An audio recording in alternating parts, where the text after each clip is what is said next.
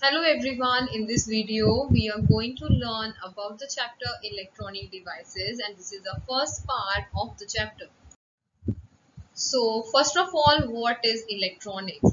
Electronics is a branch of physics which deal with the flow of electrons.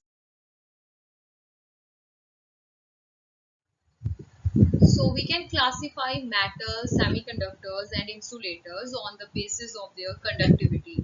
Metals possess very low resistivity, so they have the high conductivity. Whereas semiconductors has high resistivity or conductivity intermediates to metals and insulators. Like the resistivity for the metal varies from 10 raised to power minus 2 to 10 raised to power minus 8 ohmmeter, and for the semiconductor 10 raised to power minus 5 to 10 raised to power 6 ohmmeter. And for the insulators, they have the very high resistivity or low conductivity. Semiconductors are of different types. The first one is the elements semiconductor. Like these semiconductors are available in the natural form and they are created from the elements. For example, silicon semiconductors, germanium semiconductor. These are the elemental semiconductors or element semiconductors. Second one is a compound semiconductors. These semiconductors are made by compounding the metals, like by making the compound of the two elements like germanium arsenic. Such type of the semiconductors are known as a compound semiconductors. In this video, we are going to learn about the semiconductor devices, and there are the large number of the advantages. As they are small in size, they can easily operate at a low voltage, they consume less power, they have high life and the long durability. Band theory of the solids. In a substance, as many atoms are close to each other, the energy levels of the atom form a continuous band wherein the electron move. This is called band theory of solid. We know that in an atom, the protons and the neutrons, they are taking the part in the center of the atom, that is called as the nucleus. The electrons, they revolve around the nucleus in the definite orbits, and all electrons in the same orbit has the same energy.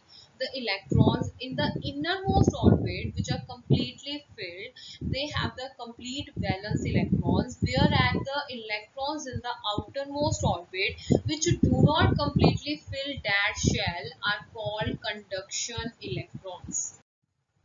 We can consider an example of the silicon and the germanium, as they have the 4 electrons in the outermost shell.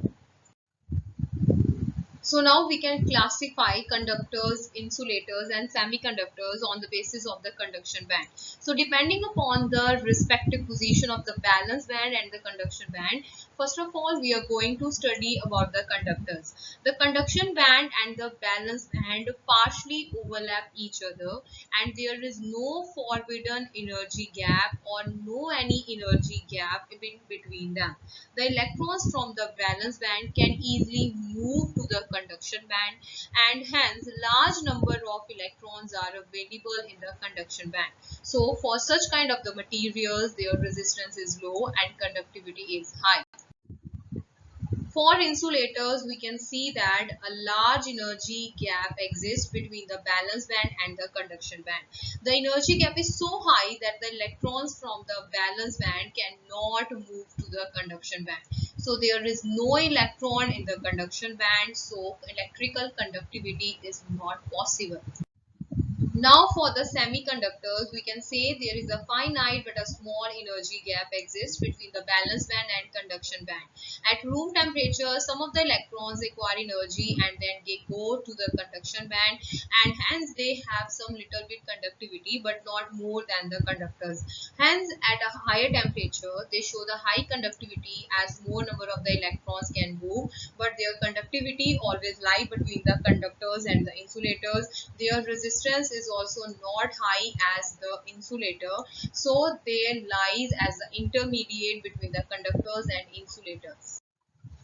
So there are the two types of the semiconductors, intrinsic semiconductor and the extrinsic semiconductor. So for the intrinsic semiconductor is the pure semiconductor free from impurities. So also they have the low conductivity, and their conductivity is known as the intrinsic conductivity. So we can consider the example of the pure germanium and the silicon. Both have the 4 valence electrons. One thing to keep in the mind that semiconductors always have the 4 valence electrons. So when the temperature is 0 Kelvin, so in the crystal structure of germanium, or we can take the example of the silicon, 4 valence electrons form the 4 covalent bond by sharing of electrons with the neighboring atom. Each covalent bond is made of the 2 atoms, each from 1 atom respectively. By forming covalent bond, each germanium atom in the crystal behave as if the outermost orbit of each atom is complete with 8 electrons, and they have the no free electrons because they create a bond by sharing, and there must be the 8 electrons in the last shell. And what happens at a room temperature? The conductivity is possible at the room temperature if the electrons break away from the covalent bond and are free by the thermal energy. When electrons break away from the covalent bond, then empty space or vacancy left in the bond, that is called as a hole. An electron from the neighboring atom can break away and can be attracted by the hole, creating hole in their respective place. So hence we can say that in a crystal structure we see electron break the covalent bond and they keep moving. Similarly, due to the attraction of the hole and the electron, hole also keep moving in the crystal. So thus breakage of a covalent bond produce one free electron and one hole in the crystal. In an intrinsic semiconductor, the most important thing that number of holes is always equal to number of the electrons. As many number of the holes are created, that are always equal to the as many number of electrons that break their bond. So Ne is equal to NH is equal to Ni. Ne represent the density of the number of the electrons, NH represent the density for the number of the holes, and Ni represent the number density for the intrinsic semiconductor. And for the energy band theory, there is an energy gap of about 1 electron volt between the valence band and the conduction band. At temperature 0 Kelvin, in terms of energy band theory, the valence band is full, but the conduction band is empty, as no electron is available in the conduction band for conductivity. So the crystal behave like electrical insulator. But at room temperature, thermal vibrations of atoms provide energy to the electrons in the valence band to cross the energy gap and moves into the conduction band as the free electrons. This result in the electrical conductivity of the semiconductor as the electron moves from the valence band to the conduction band. So there is a vacancy created in the valence band, and this vacancy is known as hole. As the electron moves in the conduction band, the hole moves in the valence band and the electrical conductivity is possible. So in this way, at very high temperature, when electric field is applied, the hole move towards the negative potential, giving rise to the hole current, and the electron move towards the positive potential, giving rise to the electron current. Now the second, what are extrinsic semiconductors? Extrinsic semiconductors are not at all pure. These are those semiconductors which are made by doping a pure semiconductor with the impurity.